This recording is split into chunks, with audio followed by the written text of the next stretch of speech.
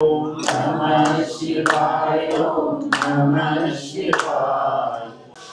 27 জুলাই 2025 এই মুহূর্তে আমি রয়েছি নেপালগঞ্জে এবং আপনাদের শোনাচ্ছি আমার কৈলাস মানস সরোবর যাত্রার আনকাট কিছু অভিজ্ঞতা।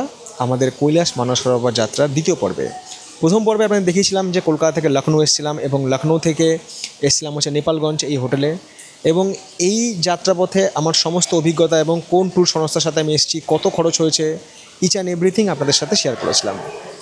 আজকের এই পর্ব শুরু করছি আজকে সন্ধ্যাবেলা থেকে, কারণ এই সন্ধ্যায় আমাদের একটা ব্রিফিং দেওয়া হবে।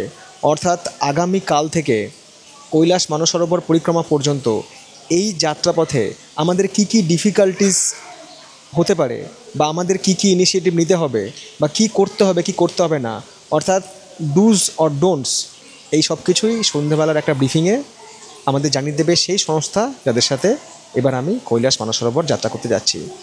हम लोगों ने हाथ पैर जोड़ के जैसे तैसे उनको बॉर्डर क्रॉस कराया है, बट उन लोगों को 6 घंटे बॉर्डर पे वेट करना पड़ा है। वो एक तरह से हैरेसमेंट ही है, चाहे कोई भी हो। उन्होंने बोला कि मेरी बेटी मेजर है, बट हम जब चाइना एंटर करते हैं वहाँ पे कोई मेजर, कोई प्राइम मिनिस्टर, कोई प्रेसिडेंट नहीं है वहाँ पे। এইখানে সবাইকে দেওয়া হচ্ছে একটা জ্যাকেট। এই জ্যাকেটটা কিন্তু সাইজ হিসাবে, যার এল লাগবে তার এল, যার এম লাগবে তার এম, বা যার ডবল এক্সেল লাগবে তার ডবল এক্সেল। এটাকে বলা হচ্ছে পিঠু ব্যাগ, পিঠে নেওয়ার জন্য। যখন আমরা ট্রেক করব তখন এই ব্যাগটা আমাদের কাজে আসবে। এটাও ট্রিপ টু টেম্পলস প্রোভাইড করছে।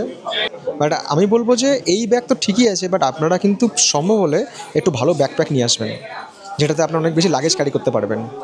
আর সেই সঙ্গে দিচ্ছে একটা ডাফেল ব্যাগ, কারণ আগামীকাল যখন আমরা এখান থেকে জার্নি শুরু করব আমাদের সঙ্গে কিন্তু কোনো ট্রলি যাবে না, এই ডাফেল ব্যাগগুলোই যাবে। কাল থেকে একদম ফিরে আসা পর্যন্ত যা যা লাগেজ আমাদের দরকার হবে সব লাগেজ কিন্তু আমরা এইটাতে নিয়ে যাব, কারণ আমাদের এই জার্নিতে কিন্তু হেলিকপ্টার ফ্লাইট সব কিছু আছে। সেই হিসাব করে কিন্তু ব্যাগ সবাইকে দেওয়া হয়েছে। প্রত্যেকটা ব্যাগের কিন্তু আলাদা নাম্বার আছে, এবং এই নাম্বারটা কিন্তু মনে রাখতে হবে, কারণ যেহেতু সব ব্যাগগুলো এক, যাতে এই ব্যাগ অন্যটা কারো কাছে না চলে যায়। রাত 10:05 ডিনার করতে এসেছি। একবার দেখিয়ে দিই আপনাদেরকে ডিনারে কী কী আইটেম রয়েছে। এখানেও রয়েছে হচ্ছে সকালের মতো স্টিম রাইস, সেই সঙ্গে নান অথবা রুটি, ডাল ফ্রাই রয়েছে। ডালটা মনে হচ্ছে দেখতে ভালো হবে, মুগ ডাল হতে পারে, আলু ফুলকপির তরকারি। ওদিক থেকে রয়েছে ভিন্ডি কুরকুরে, কড়াই পনির আর গোলাপ জামুন প্রায় শেষের দিকে। এটা হচ্ছে প্লেন দই। এখানে স্যালাড, এখানে কিছু রয়েছে আচার, ওখানে রয়েছে পাঁপড়, এই সবই আর কি রয়েছে। সকালে যেমন ছিল এখন মোটামুটি তেমনই রয়েছে। 27 তারিখে রাত পেরিয়ে অলরেডি আজ 28 জুলাই হয়ে গিয়েছে। এখন বাজে 12:10। কালকে আমাকে ভোর 5:30টায় উঠে রেডি হয়ে ব্যাগপত্র নিয়ে চলে যেতে হবে হচ্ছে রিসেপশনে। তার আগে যে কঠিন কাজ আছে সেটা আপনাদেরকে একবার দেখাই। মানে এই অধ্যায়গুলো দিয়ে কিন্তু আপনাদেরকেও পার করতে হবে যদি আপনারা আমারই মতো প্রোগ্রাম করেন। আমার এই ট্রলি ব্যাগের সমস্ত জিনিসপত্র এতে ট্রান্সফার করতে হবে, এবং এই ব্যাগটা আর ওই দিকে যে আমার নীল রঙের ব্যাকপ্যাকটা রয়েছে 15 কেজি যেন বেশি না হয়। তো এই দুটো মিলিয়ে 15 কেজি করে তারপর আমাকে বেরোতে হবে।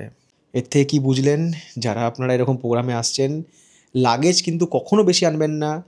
পরিক্রমা করবেন বা পরিক্রমা করবেন না, কিন্তু লাগেজ লিমিটেড নিয়ে আসবেন, বা যেটুকু প্রয়োজন সেটুকু নিয়ে আসবেন, কারণ ম্যাক্সিমাম লাগেজ কিন্তু আপনাকে এখানেই ছেড়ে যেতে হবে। ট্রলি ব্যাগ আমাকে কিন্তু এখানে রেখে যেতে হবে, কাজে যেটুকু প্রয়োজন সেটুকু লাগেজ নিয়ে আসবেন। আপাতত আপনাদের সবাইকে শুভরাত্রি। দেখা হচ্ছে আগামীকাল সকালে আপনাদের সাথে, যে গল্পে আপনাদের সবাইকে নিয়ে আমি রওনা দেব হচ্ছে নেপালগঞ্জ থেকে সিমিকোট হয়ে পুরাঙের উদ্দেশ্যে। আজ 28 জুলাই 2025, সময় ঠিক 5:44। যেমনটা গতকাল রাতে কথা হয়েছিল, আমরা ঘুম থেকে 5:30টার সময় উঠে আমাদের সমস্ত লাগেজ নিয়ে চলে এসেছি হচ্ছে হোটেলের রিসেপশনে, এবং আমাদের যে ট্রলি ব্যাগ সেই ট্রলি ব্যাগ আমরা এখানে রেখে ট্রিপ টু টেম্পলস যে ডাফেল ব্যাগ দিয়েছিল সেই ডাফেল ব্যাগে আমরা আমাদের সমস্ত লাগেজ নিয়ে রওনা দেবো হচ্ছে নেপালগঞ্জ এয়ারপোর্টের উদ্দেশ্যে। এবং এখানে একটা লাগেজ ওয়েট করা মেশিন রয়েছে, সেই লাগেজ ওয়েট করা মেশিনে আমরা আমাদের ব্যাকপ্যাক এবং ডাফেল ব্যাগ দুটোই ওয়েট করে নেব, এবং দুটোর ওজন যেন 15 কেজির বেশি না হয় এমনটাই নির্দেশ দিয়েছে আমাদের ট্রিপ টু টেম্পলস কর্তৃপক্ষ। কারণ আজকের যে জার্নি, সেই জার্নিতে দুটো মাধ্যম রয়েছে, একটা হচ্ছে চার্টার ফ্লাইট আর একটা হচ্ছে হেলিকপ্টার। সুতরাং আজ ভরপুর অ্যাডভেঞ্চার, এবং সেই সাথে সঙ্গ যদি দেয় ওয়েদার, তাহলেই সব কিছু ঠিকঠাক থাকবে। সবার মধ্যে না আনন্দ আর একটা থমথমে ভাব বা একটু টেনশনের ভাব সবার মধ্যে কাজ করছে, সবার মুখের মধ্যে ফুটে উঠেছে। কারণ এই যে দেখুন, একটা এমন মুহূর্ত যে আমরা আমাদের সব লাগেজগুলো ছেড়ে যাচ্ছি, এই লাগেজগুলো জানে না যে এদের মালিক আদৌ ফিরে আসবে কিনা। আর আমাদের যে ব্রেকফাস্ট, আমরা তো অনেক সকালে বেরোচ্ছি, সেই ব্রেকফাস্ট সমস্ত প্যাকেট করে রাখা হয়েছে, এগুলোকে আমাদেরকে দিয়ে দেওয়া হবে। এবং যারা সকালবেলায় চা খাবে, চা বা কফি বা দুধ, সে সব কিছুর কিন্তু ব্যবস্থা রয়েছে। 8:41, 9:45, 5:30টার সময় যেখানে হাজিরা দিতে গেছিলাম, তারপরে যাই হোক ঘুম তো হয়নি কাল রাতে, তারপরে 15টা বাজতে চললো, এখনও অবধি ফ্লাইটের কোনো আপডেট নেই। কারণ সিমিকোটের ওয়েদার যতক্ষণ না ভালো হবে ততক্ষণ এখান থেকে ছোটো ফ্লাইট, চার্টার ফ্লাইট উড়বেই না। তো অপেক্ষা করছি রুমে বসে। তো আমাদের আজকে না সবার জন্য ব্রেকফাস্ট যেটা হোটেলে করার কথা ছিল, যেহেতু আমাদের খুব সকালে বেরোতে হতো, সে অনুযায়ী ব্রেকফাস্ট ওরা পার্সেল করে দিয়েছিল, যেগুলো আমাদের ফ্লাইটে হয়তো দিয়ে দিত। একটা রয়েছে এরকম স্যান্ডউইচ, কিছু কাটা ফল, আচার রয়েছে, এখানে কি একটা আলুর বোধহয় কিছু একটা বড়া ফড়া রয়েছে, আর একটা রয়েছে হচ্ছে পরোটা। এখানকার যে ব্রেকফাস্ট সেই তুলনায় এটা কিছুই নয়, কিন্তু এখন সেই এটাই খেতে হবে। আর সেই সাথে একটা এরকম জুস দিয়েছে। আর এই অপেক্ষার মাঝেই বসে বসে কাজ করছি। প্রত্যেকটা সময় তো গুরুত্বপূর্ণ, কাজ নষ্ট করা যাবে না। সময় সকাল 11:29। অবশেষে ওয়েদার ক্লিয়ার হওয়ার জন্য আমাদের ডাক এলো। সবাই আমরা রুম থেকে বেরিয়ে এসে আমাদের ব্যাকপ্যাক নিয়ে বাসের অপেক্ষায়। এই হোটেল থেকেই বাস যাবে এবং নেপালগঞ্জ এয়ারপোর্টে ড্রপ করবে। তো একটা বাসে তো সবাই যেতে পারবে না, সবাই না খুব টেনশনে পড়ে যায় যে এই বাস চলে গেল আমাকে রেখে, আমি কি চান্স পাবো না। টেনশন হওয়ার কোনো দরকার নেই। আপনার জার্নি বাস হোক, ফ্লাইট হোক, হেলিকপ্টার হোক, সবাইকে নিয়ে যাবে। মনে রাখবেন যে তাড়াহুড়ো করার কোনো দরকার নেই, কারণ সময়ের আগে কোনো কিছু নয়। এই যে আমি 5:30টার সময় উঠলাম, উঠে এত কিছু করলাম, তাক ঝাঁক দৌড়ঝাঁপ, আলটিমেট তো আটকে গেলাম ওয়েদারের জন্য। কোনো ফ্লাইট না চলে তো যেতে পারবো না। সেই এখন বেজে গেল প্রায় 11:30। কতক্ষণ ধরে বসে আছি, ওই জন্য বললাম সময়ের আগে কোনো কিছু নয়।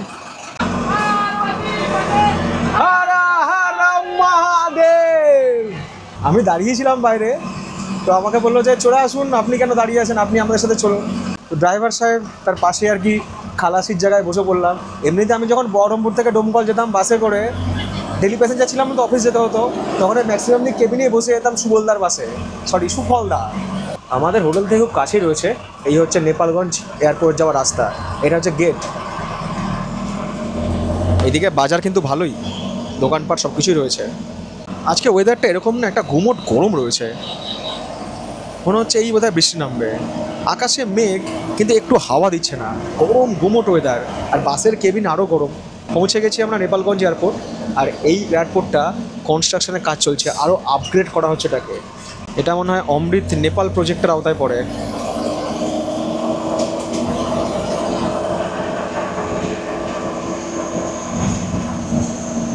इतने साल वेट करवाया है, 6 घंटे और ज्यादा। पहली बार इतना छोटा एयरपोर्ट देखा। मिल रहा है कि अभी शुरू हो गया है। नहीं, अभी ऐसा चलेगा, कई कई जगह पे हमें ऐसा थोड़ा मतलब पीछे लगेंगे होगा, लेकिन फिर excitement एक ही जगह। सबसे Excitement ज्यादा। बहुत ज्यादा है। वही बहुत ज्यादा। बहुत अभी सब तो बालो बाशी। हर हर মহাদেব। চলে এসেছি আমরা কথা বলতে বলতে নেপালগঞ্জ এয়ারপোর্টে। এখান থেকে নেবো হচ্ছে আমরা পাসপোর্ট এবং হচ্ছে আমাদের বোর্ডিং পাস। আমার পাসপোর্ট এয়ারপোর্টে তো আমরা পৌঁছালাম, আমরা আমাদের পাসপোর্ট বোর্ডিং পাসও পেলাম, কিন্তু এবারে অপেক্ষা করতে হবে, কারণ এখানে দুরকম এয়ারলাইন রয়েছে, একটা হচ্ছে সীতা এয়ারলাইন্স, একটা হচ্ছে সামিট এয়ারলাইন্স। তো আমাদের যতজন রয়েছে না ব্যাচে, মোট 4টে ফ্লাইট আমাদের ফ্লাই করবে এখান থেকে। এবার সেটা 2 বা 3টে এয়ারলাইনের মধ্যে ভাগ আছে, যেমন আমার কপালে পড়েছে সীতা এয়ারলাইন্স। আর এয়ারপোর্টটা কিন্তু ছোট হলেও খাবার দাবারের দোকানপাট রয়েছে, মানে যদি আপনারা মনে করেন জলের বোতল বা টুকটাক খাবার দাবার নেবেন, তাহলে কিন্তু থেকে নিয়ে নিতে পারবেন। আমাদের সিকিউরিটি চেকিং ডান, 1 মিনিটও লাগলো না, কোনো কিছু সেরকম মানে চাপ নেই। আগেও আমি এয়ারপোর্ট থেকে ফ্লাই করেছি, মানে এখানে নিরাপত্তা খুবই সহজ, ঠিক আছে, একদম বাড়ির মতো আর কি। তো চলে এলাম ওয়েটিং এরিয়াতে, দেখা যাক আমাদের ফ্লাইট এখান থেকে কখন ডিপার্ট করে। এমনিতে এয়ারপোর্টটা ছোট, কিন্তু এখান থেকে কিন্তু অনেক জায়গায় যাওয়ার ফ্লাইটের কানেক্টিভিটি রয়েছে। আমি জানি আপনাদের মনে এই মুহূর্তে যে প্রশ্নটা আসছে যে আচ্ছা এই নেপালগঞ্জ থেকে কি নেপালের কাঠমান্ডু যাওয়া যায়? অবশ্যই যাওয়া যায়। ফ্লাইট ভাড়া কত পড়বে সেটাও বলে দিচ্ছি। এখান থেকে সময় লাগে 50 মিনিট মতো, ডিরেক্ট ফ্লাইট রয়েছে, আর ভাড়া পড়বে ভারতীয় টাকায় 4220 টাকা। এটি এয়ারলাইন চলে, বুদ্ধা এয়ার চলে, শ্রী এয়ারলাইন চলে, বিভিন্ন রকম কিন্তু এয়ার পরিষেবা রয়েছে এই নেপালগঞ্জ থেকে সরাসরি কাঠমান্ডু যাওয়ার। আপনারা হয়তো এটাই ভাবছেন যে এই যে ফ্লাইটের টিকিট দেখলাম সেটা কোন অ্যাপ থেকে? অবশ্যই উইগো অ্যাপ থেকে। আর উইগো কোনো অ্যাপ নয়, উইগো হচ্ছে অল ইন ওয়ান সলিউশন, যেখানে একটা অ্যাপ থেকে আপনারা ফ্লাইটের টিকিট, ট্রেনের টিকিট, হোটেল বুকিং, বাসের টিকিট, এমনকি ভিসার জন্য অ্যাপ্লাই করতে পারবেন। ধরুন আপনি ফ্লাইটের টিকিট বুক করছেন, সেক্ষেত্রে এই যে বিভিন্ন সব third party flight booking app রয়েছে, যেমন হচ্ছে ক্লিয়ার ট্রিপ, মেক মাই ট্রিপ, GoIbibo, Booking.com, তো এখানে কোন অ্যাপ থেকে ফ্লাইটের টিকিট আপনার কতটা কম খরচে হবে সেটা কিন্তু আপনি সহজে কম্পেয়ার করে ইজিলি ফ্লাইটের টিকিট বুক করতে পারবেন এই উইগো অ্যাপ থেকে। আর উইগো অ্যাপ থেকে কিন্তু হোটেলও বুক করা যায়। হোটেল বুক করার ক্ষেত্রেও যে সমস্ত থার্ড পার্টি অ্যাপ রয়েছে, যেমন হচ্ছে Agoda, Trip.com, Hotels.com, Booking.com, তো এখান থেকেও কিন্তু আপনারা দেখুন ইজিলি আপনারা হোটেলের রেটগুলো কম্পেয়ার করে হোটেল সহজেই বুক করতে পারছেন, সেটা ডোমেস্টিক হোক বা ইন্টারন্যাশনাল, সেটা উইগো অ্যাপের মাধ্যমে। আপনি IRCTC ট্রেনের টিকিট বুক করবেন, সেটাও কিন্তু আপনি ইজিলি উইগো অ্যাপ থেকে বুক করতে পারবেন। আপনি এসপ্ল্যানেড থেকে শিলিগুড়ি বাসে ট্রাভেল করবেন, ভলভো বাস হোক বা সরকারি বাস, সেই বাসের টিকিটও কিন্তু আপনারা ইজিলি বুক করতে পারবেন এই উইগো অ্যাপ থেকে। আপনি ভিসার জন্য অ্যাপ্লাই করবেন, সেটাও কিন্তু আপনারা ইজিলি অ্যাপ্লাই করতে পারবেন এই উইগো অ্যাপ থেকে। এক কথায় উইগো হচ্ছে অল ইন ওয়ান সলিউশন। তো উইগো অ্যাপের লিঙ্ক দেওয়া থাকলো এই ভিডিও ডেসক্রিপশন বক্সে এবং কমেন্ট সেকশানে, আপনারা ডাউনলোড করে ব্যবহার করতে পারেন। এই কৈলাস যাত্রা প্রত্যেক মুহূর্তে না একটা শিক্ষা দিচ্ছে যে এই মহাদেবের কাছে পৌঁছানো এত হয়তো সহজ নয়। আমরা কতক্ষণ আগে এয়ারপোর্টে এসেছিলাম, এখন টাইম হয়ে গেছে 1:17, এখনও ফ্লাইটে দেখা নেই। কারণ এই নেপালগঞ্জ থেকে আমাদের যে পরবর্তী গন্তব্য সিমিকোট, সেটা সিমিকোটটা একটা হাইটে, প্রায় 1010 ফুট ওপরে। এবার ওখানে ওয়েদার খারাপ, বৃষ্টি হচ্ছে, সেই জন্য চার্টার ফ্লাইট উঠছে না। তো আমরা সবাই আর অপেক্ষা করছি। তো আমি কী করবো, এখানে বসে বসে যে কাজ করছি, যেটুকু সময় পেয়েছি সেটুকু সময় কাজে লাগিয়েছি। বেলা 1:41 নেপালের সময়, বাট এখনও কোনো আপডেট নেই। এখানে কথা বলছিলাম, সে একই কথা, উইন্ডি কন্ডিশন। আর সব থেকে যেটা মানে বেকার লাগছে, এইভাবে বসে থাকতে থাকতে খিদে পাচ্ছে। এবার সকালে এমনি সেরকম ভালো ব্রেকফাস্ট করা হয়নি, মানে ভারী ব্রেকফাস্ট কিছু করা হয়নি, লাঞ্চের টাইমও প্রায় পেরিয়ে যাচ্ছে।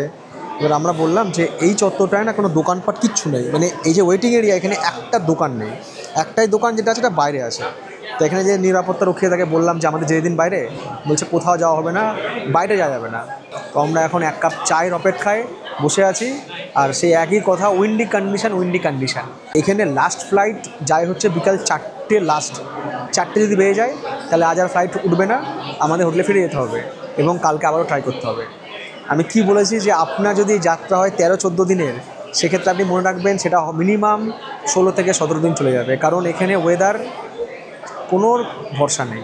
যতক্ষণ না আপনি তিব্বত পৌঁছে যাবেন বা মানস সরোবরের কাছে পৌঁছে যাবেন, ততক্ষণ ওয়েদারে কোনো ভরসা নেই। ফেরার সময় কিন্তু সেম সিচুয়েশন হতে পারে, কারণ যেহেতু সবটাই আকাশপথে, সেহেতু এই প্রবলেমগুলো কিন্তু ফেস করতে হবে।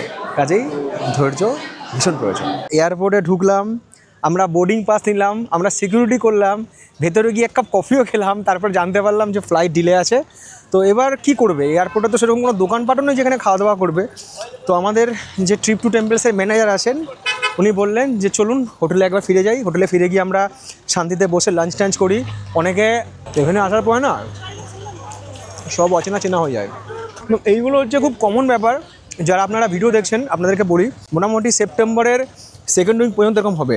আর যেহেতু ছোটো ফ্লাইট, সেহেতু অধিককার ওয়েদার যদি খারাপ থাকে, মানে সিমিকোটে যেহেতু ওয়েদার খারাপ, সেহেতু ফ্লাইট আসছে না। আজকে বিকাল 4টে অবধি ওয়েট করব। যদি 4টে পর্যন্ত কোনো খবর আসে ফ্লাইট আসছে, তাহলে আমরা বোট করব, না হলে আমরা আবার আগামীকাল যাব। আমাদেরকে বাফার ডে ধরেই চলতে হবে, মানে এটা বাফার ডে আরেকটা।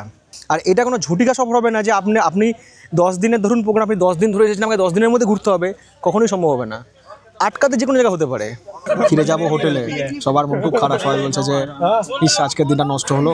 আরাম, দেখুন ধৈর্য ধরতে হবে এই জায়গাতে, ধৈর্য না ধরলে খুব মুশকিল। সময় 2:49, হোটেল অনেকক্ষণ আগে ফিরে এসেছি। ফিরে আসার পর খানিকক্ষণ ওয়েট করতে হলো, তারপর বললো যে আপনাদের লাঞ্চ রেডি হয়ে গেছে। কারণ এদেরও তো প্রিপেয়ার করতে সময় লাগবে, এরাও জানতো না যে আমরা আসছি। তো বড় হোটেলে বলে ম্যানেজ হয়ে গিয়েছে। তো আমরা সবাই আর কি এখানে এসে বসেছি। লাঞ্চে এখানে যা ছিল আগের দিন তাই আছে, সব আইটেমই, অলমোস্ট সব আইটেমই রয়েছে, বরং কিছু বেশি রয়েছে। যেটা আমরা আশঙ্কা করছিলাম যে আমাদের কৈলাস যাত্রার যে ফ্লাইট, সেটা আজকের জন্য ক্যান্সেল হয়ে গেছে। সিমিকোট থেকে কোনো ফ্লাইট আসবে না। আগামীকাল সকালে কি হবে সে শিডিউল জানিয়ে দেওয়া হবে, মানে আজকে আমাদের এই হোটেলেই বিশ্রাম। কিন্তু দেখুন আমাদের ম্যানেজমেন্ট ট্রিপ টু টেম্পলসের কত সুন্দর, প্রত্যেককে যেমন নিয়ে গিয়েছে, প্রত্যেককে টাইম করে নিয়ে এসছে, এবং এই যে খাওয়া দাওয়া এবং যে রুমে আমি ছিলাম সেই রুমই আমাদের অ্যাড করছে। কত সুন্দর সিস্টেম ভাবুন। মানে এদের সাথে যদি কোনো বয়স্ক মানুষও আসে, বয়স্ক মানুষ তো অনেক এসছে, কেউ কিন্তু প্রবলেমে পড়বে না যে আমরা আসলাম আমাদের ঘর নাই, খাওয়া নাই, দাওয়া নাই। সব কিছু ট্রিপ টু টেম্পলসের সিস্টেমেটিক। 606 হ্যালো, আমাদের খাওয়া দাওয়া কমপ্লিট। আবার আমাকে আমাদের রুমের চাবি আর কি দিয়ে দিল। যে রুমে আমি ছিলাম সেই রুমে পেলাম। আর আমাদের যত সব লাগেজ না, এদের এখানে সব রাখা ছিল। বাট এবার তো রুমে থাকতে হবে, আজ রাত তো এখানে থাকতেই হবে। তার জন্য সবাই সবার লাগেজ আর কি এখান থেকে কালেকশন করে নিচ্ছে। আমি আমার ব্যাগ নিয়ে নিলাম। Thank you ma'am. এবার হচ্ছে লিফট জ্যাম। এত লাগেজ কী করে নিয়ে যায় মানুষজন, মানে কত লাগেজ এখানে ছিল। Lift jam. আমার একটা সমস্যা হচ্ছে, আমি আপনাদের সঙ্গে শেয়ার করি। সেটা হচ্ছে যে আমার যে ব্যাগটা চলে গেছে আজকে সকালে, যেটা চেক ইনে যেত, সেই ব্যাগে আমার জামা কাপড় মানে সব কিছুই প্রায় ছিল খাবার দাবার। ওই ব্যাগটা এখন আর আসবে না, ওটা ওখানেই থাকবে, তাই তো বললো আমাদের ম্যানেজার। সুতরাং আমাকে আজ রাত্রে বোধহয় প্যান্টও এক্সট্রা নেই, একটা হাফ প্যান্ট অবশ্য আছে, ওই একটা হাফ প্যান্ট একটা টি শার্ট পরে কাটাতে হবে। কিছু করার নেই, কারণ আমি লাগেজ নিয়ে এসেছিলামই কম। আর এই যে ট্রলি ব্যাগটা পড়ে আছে, এটা আমি কিন্তু বেশি লাগেজ রাখিনি, শুধু একটা হাফ প্যান্ট আর একটা টুকটাক জিনিস রয়েছে। সো আমাকে আজকে এই পরেই কাটাতে হবে। লিফটের অপেক্ষা করে লাভ নেই, লিফট কখন আসবে। লাগেজ নিয়ে হেঁটেই উঠবো। লাগেজ তো খুব বেশি ভারী নয়। আর একটা কথা কি বলুন তো, এরকম হেঁটে ওঠার অভ্যাস যখন আমরা ওই রেলের ওভারব্রিজে উঠি, সব জায়গাতে এসকেলেটার থাকে না, আপনারাও জানেন, বা অভিজ্ঞতা আপনাদেরও হয়েছে, তো লাগেজ নিয়ে উঠতে হয়। তো এখানে ব্যাপারটা সেরকম, বেশি না, মাত্র 6 তলা, তার মানে 2 তলা চলে এসেছি, আর একতলা করে 4 তলায় পৌঁছেই যাব। ফাইনালি চলে এলাম রুমে। সময় চক্র কি বোঝেন, যখন ব্লগটা শুরু করেছিলাম তখন ছিল ভোর 5টা মনে হয়, আর এখন দেখুন 3:45, 28 জুলাই। তো এই ছিল 28 জুলাই রাত 9:35 পর্যন্ত কৈলাস যাত্রায় আমার আনকাট অভিজ্ঞতা। এবার গিয়ে ডিনার করতে হবে এবং শুয়ে পড়তে হবে। এবং ট্রিপ টু টেম্পলসের ম্যানেজার আমাদেরকে ফোন করে জানিয়েছে, আমাকে একটু আগে ফোন করেছিল, যে আগামীকাল 6:30টার সময় ঘুম থেকে উঠে আমরা ব্রেকফাস্ট করে অপেক্ষা করব আমাদের ফ্লাইটের জন্য। দেখা যাক আগামীকাল অর্থাৎ 29 জুলাই আমাদের জীবনে কী নিয়ে আসে। তবে আজকের এই ভিডিও শেষ করার আগে আপনাদের বলতে চাই যে এর আগের পর্বে অনেক দর্শক বন্ধু আমাকে একটা কমন প্রশ্ন করেছিলেন, যে আপনি তো বলেছিলেন যে গভর্নমেন্ট অফ ইন্ডিয়ার সঙ্গে আপনি যাচ্ছেন, তাহলে আপনি সেখানে না গিয়ে ট্রিপ টু টেম্পলসেতে এলেন কেন? এবং কৈলাস যাত্রা সম্পর্কিত আপনাদের মনে অনেক প্রশ্ন আছে, যারা এই বছর বা আগামী বছর যাওয়ার প্রস্তুতি নিচ্ছেন। তো আমি এর পরবর্তী কিছু মিনিট আপনাদের কাছে চেয়ে নিচ্ছি, এবং সেই মিনিট আমি এই ভিডিওতে আপনাদের সঙ্গে শেয়ার করছি, যেখানে এই কৈলাস মানব সরোবর যাত্রা নিয়ে রেজিস্ট্রেশন গভর্নমেন্ট অফ ইন্ডিয়ার সাথে আমি কিভাবে করেছিলাম, বা আপনারা আগামী দিনে কীভাবে করবেন, তার সব ডিটেলস আমি শেয়ার করে দিলাম। দেখুন, কাল কী হবে আমি জানি না, কিন্তু অ্যাজ এ ব্লগার আমার একটা কর্তব্য যে আপনাদের প্রত্যেকটা ইনফরমেশান এই যাত্রা সংক্রান্ত আমার অভিজ্ঞতাটুকু শেয়ার করে দেওয়া, যাতে এটা আগামী দিনে আপনাদের হেল্প হয়। আর ভিডিওর যদি সেই অংশটা আপনাদের ভালো লাগে, তাহলে অবশ্যই ভিডিওটা শেয়ার করবেন, কারণ এটা কিন্তু আগামী দিনে আরও অনেকের হেল্প হবে যারা কৈলাস মানস সরোবর যাত্রা করতে চাইছেন গভর্নমেন্টের সাথে অথবা প্রাইভেটের সাথে। কৈলাস মানস সরোবর যাত্রা নিয়ে আপনাদের প্রথম যে প্রশ্নটা আসে সেটা হচ্ছে যে এই যাত্রাটা কারা করায়। এই যাত্রাটা করায় হচ্ছে গভর্নমেন্ট অফ ইন্ডিয়ার মিনিস্ট্রি অফ এক্সটার্নাল অ্যাফেয়ার এবং হচ্ছে বিভিন্ন প্রাইভেট সংস্থা, যাদের সঙ্গে চাইনিজ গভর্নমেন্ট বা চায়নার যে এমব্যাসি তাদের একটা টাই আপ থাকে। ডিরেক্ট টাই আপ নাও থাকতে পারে, হয়তো চায়নার কোনো অর্গানাইজেশন বা কোনো সংস্থা এগুলো করায়। এবার ইন্ডিয়ার যে সংস্থা প্রাইভেট করা আছে তাদের সাথে তাদের একটা কোলাপ থাকে, এইভাবে জিনিসটা হয়। আপনি গভর্নমেন্ট অফ ইন্ডিয়ার সঙ্গে করতে পারেন, আপনি ভারতবর্ষে যে সমস্ত প্রাইভেট অর্গানাইজেশন আছে, যেমন আমি ট্রিপ টু টেম্পলসের সাথে করছি, তাদের সাথেও করতে পারেন।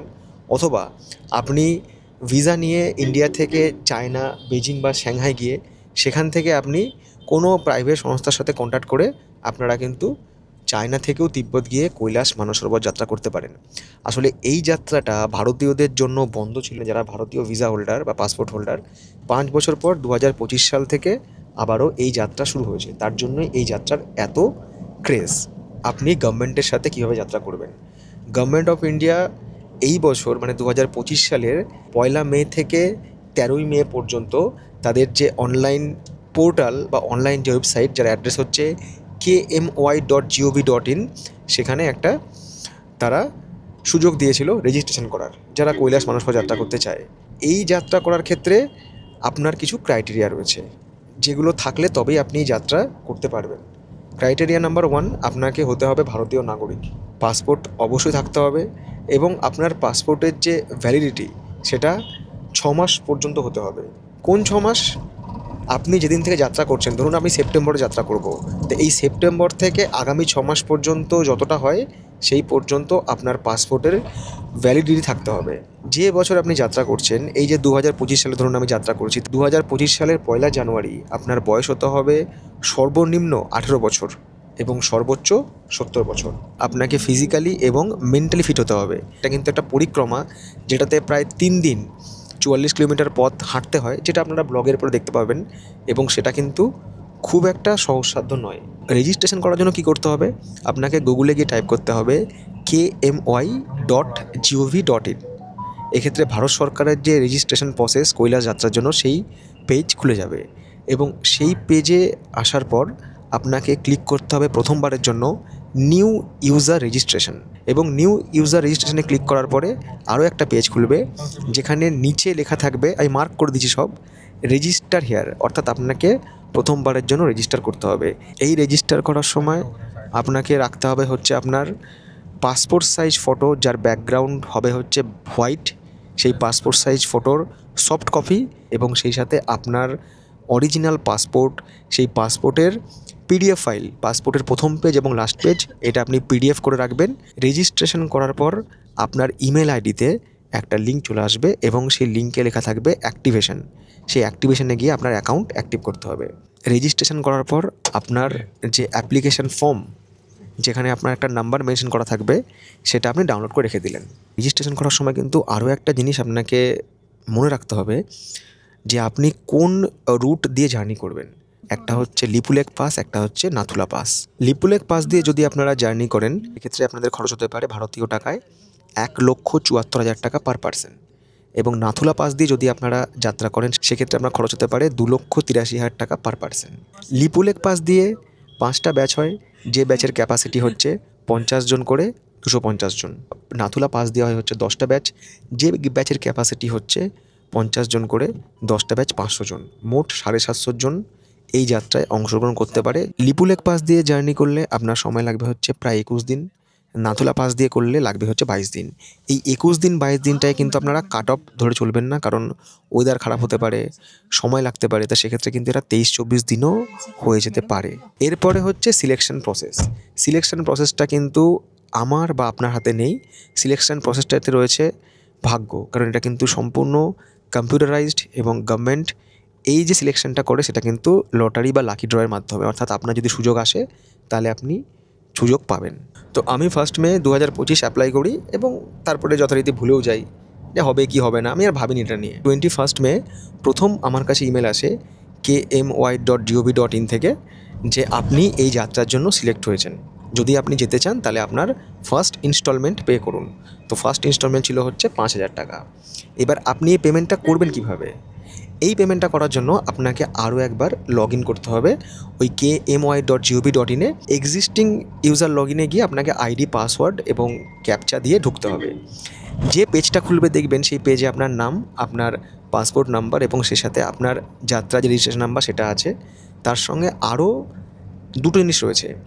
একটা হচ্ছে আপনার অফার লেটার, ওরা যে আপনাকে অফার লেটারটা পাঠিয়েছে ইমেলে, সেটা আপনি ডাউনলোড করে রাখতে পারবেন বা ডাউনলোড করে নেবেন, সেটা আপনার পরবর্তী সময় কাজে লাগবে। দ্বিতীয় হচ্ছে আপনার পেমেন্ট অপশানটা অ্যাক্টিভ হয়ে গেছে, তা সেই পেমেন্ট অপশানে গিয়ে আপনি প্রথমবারের জন্য পেমেন্ট করবেন হচ্ছে 5,000 টাকা। ফার্স্ট ইনস্টলমেন্ট পেমেন্ট করেছিলাম 22 তারিখে, 22/5।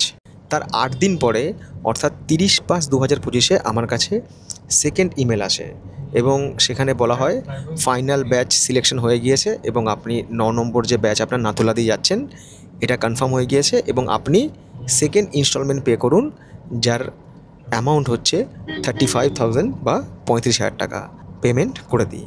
অর্থাৎ আমার গভর্নমেন্ট অফ ইন্ডিয়ার সঙ্গে যা হচ্ছে, এবং আমি আপনার সঙ্গে সোশ্যাল মিডিয়াতে বিভিন্ন প্ল্যাটফর্মে শেয়ার করি যে আমি যাচ্ছি, কনফার্ম হয়ে গেছে। এই পেমেন্ট করে যাওয়ার পর আপনাদের মনে অনেক প্রশ্ন উঠবে যে আমরা কিভাবে যাব, কখন যাব, কোথায় দেখা করব। এমনিতেই এই সবগুলো কিন্তু গভর্নমেন্টের যে ওয়েবসাইট সেখানে লেখা থাকে, বাট সত্যি কথা বলতে লেখা দেখে সব কিছু বোঝা সম্ভব নয়। 29 তারিখ 29/6/2025 একটা গ্রুপ ক্রিয়েট করা হয়। এই গ্রুপটা কারা ক্রিয়েট করে না, গভর্নমেন্ট অফ ইন্ডিয়ার এই কৈলাস মানসরোবর যাত্রার যে লিয়াজো অফিসার রয়েছে, প্রত্যেকটা গ্রুপের সঙ্গে একজন বা দুজন করে লিয়াজো অফিসার থাকে।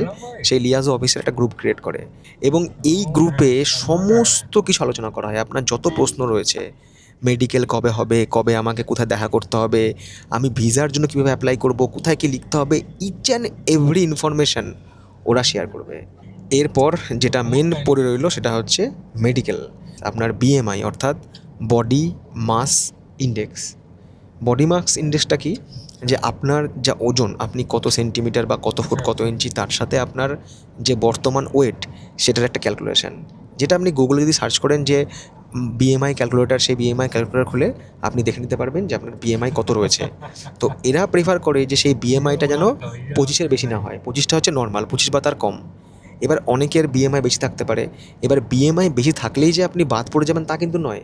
আপনার আসল হচ্ছে মেডিকেল ফিটনেস টেস্ট, এবং সেটা হয় হচ্ছে দিল্লিতে। 29 তারিখ আমার দিল্লি পৌঁছানোর কথা ছিল এবং 30 তারিখ দিল্লির যে আইটিবিপি হসপিটাল আছে সেখানে এই মেডিকেল টেস্ট হওয়ার কথা ছিল, এবং তার একটা বড় লিস্ট ছিল, যে লিস্ট অনুযায়ী কী মেডিকেল টেস্ট আপনার করা হবে সেটা ওখানে দেওয়া রয়েছে। মেডিকেল টেস্টে যদি আপনার কোনো কিছু বেশি কম থাকে, বা এমন হতে পারে হয়তো আপনি জানলেন না আপনার পেটে হয়তো পাথর রয়েছে, ওখানে ইউএসএতে ধরা পড়লো, তাহলে কিন্তু আপনি বাদ পড়ে যাবেন। এবং আপনি মেডিকেল টেস্টে গিয়ে যে বাদ পড়ে গেলেন, তার আগে আপনি যে 40,000 টাকা পে করেছেন, এটা কিন্তু রিফান্ড নয়। কোনো পরিস্থিতিতে আপনার যাত্রা ক্যান্সেল হলে সেই টাকা কিন্তু রিফান্ডেবল নয়। মেডিকেল টেস্টে পাস করার পর আপনার ভিসা সংক্রান্ত কিছু কাজকর্ম করে তারপর দিল্লি থেকে ফ্লাইট ধরে বাগডোগরা, মানে হচ্ছে আমাদের শিলিগুড়ি, এবং বাগডোগরা থেকে হচ্ছে গ্যাংটক। গ্যাংটকে গিয়ে 2-3 দিন ওরা রাখবে, ওই আরও একবার মেডিকেল টেস্ট হবে এবং অ্যাকনোটাইজেশন হবে। তারপরে তিব্বতের পথে বা কৈলাস মানসরোবরের পথে যাত্রা, নাথুলা বর্ডার পার করে। এবার আপনাদের মনে প্রশ্ন আসতে পারে যে আমি তো গভর্নমেন্টের সাথে চান্স পেয়েছিলাম, তাহলে আমি কেন গভর্নমেন্ট অফ ইন্ডিয়ার সাথে না গিয়ে ট্রিপ টু টেম্পলের সাথে যাচ্ছি? কৈলাস মানসরোবর যাত্রা কিন্তু আমার ট্রিপ টু টেম্পলের সাথে প্রথমেই যাওয়ার কথা, প্রথম ব্যাচে। কিন্তু যেহেতু আমি তিব্বত যাচ্ছিলাম এবং গভর্নমেন্ট অফ ইন্ডিয়ার সঙ্গে সুযোগ পেয়ে গেছিলাম, তাই আমি বলেছিলাম ঠিক আছে আমি আপনাদের সঙ্গে তিব্বত করে নিচ্ছি, বাট আমি কিন্তু গভর্নমেন্টের সাথে যাবো নাথুলা পাস হয়ে। এটা আমার ইচ্ছে ছিল। কিন্তু আমার যখন তিব্বত ট্রিপটা ক্যান্সেল হয়ে গেল, সেক্ষেত্রে আমি এদেরকে বলেছিলাম যে আপনাদের তাহলে সঙ্গে আমি যাবো, তাহলে যদি আমি আগে যেতে পারি। তো ওরা অলরেডি আমার ভিসার জন্য বা পারমিটের জন্য প্রসেস শুরু করে দিয়েছিল। তারপর 11ই জুলাই ট্রিপ টু টেম্পলস আমাকে একটা পিডিএফ ফাইল পাঠায়, যেখানে আমি দেখতে পাই চাইনিজ গভর্নমেন্ট থেকে আমার পারমিট চলে এসছে, মানে গ্রুপ পারমিট, যেখানে আমার সঙ্গে আরও অনেকের নামই আছে।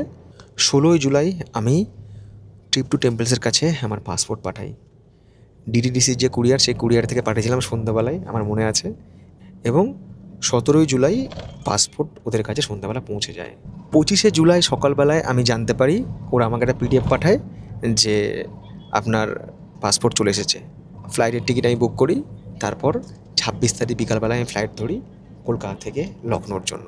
তো এই ছিল হচ্ছে আমার কৈলাস মানসরোবর যাত্রা শুরুর ইতিহাস, যেটা সত্যি একটা অন্যরকম অধ্যায় আমার জীবনে। যে এত টেনশন, এত বাধা বিঘ্ন পেরিয়ে, দেখুন সুযোগ সবার সবসময় আসে না, টাকা আমাকে সব জায়গাতেই দিতে হবে, এখানেও দিতে হবে ওখানেও দিতে হবে, এবং অ্যামাউন্ট অলমোস্ট সেম। তো আমি যেখানে সুযোগ আগে পাবো সেখানে যাবো, এটা তো নিয়ম। এবং আমার জায়গায় আপনি থাকলে এটাই করতেন। কারণ কৈলাস মানসরোবর যাত্রা যে পরিক্রমা, সেটা গভর্নমেন্ট অফ ইন্ডিয়ার সঙ্গে গেলেও আপনার 4 দিন হবে, এদের সঙ্গেও 4 দিন হবে, আইটেনারি অলমোস্ট সেম। বাট গভর্নমেন্টের সাথে গেলে সেখানে আমার সময় লেগে যাচ্ছিলো প্রায় 22 দিন, আর এদের সঙ্গে যেখানে যাচ্ছি সেখানে লাগবে 11 থেকে 12 দিন। আর আপনারা জানেন যে আমাদের কাছে সময়টা অনেক ম্যাটার করে। তো শেষ করলাম আজকের এই পর্ব। সবাই ভালো থাকুন, সুস্থ থাকুন। দেখা হচ্ছে আগামীকাল সকালে আপনাদের সাথে নতুন গল্প নিয়ে। গুড নাইট, জয় হিন্দ, হর হর মহাদেব।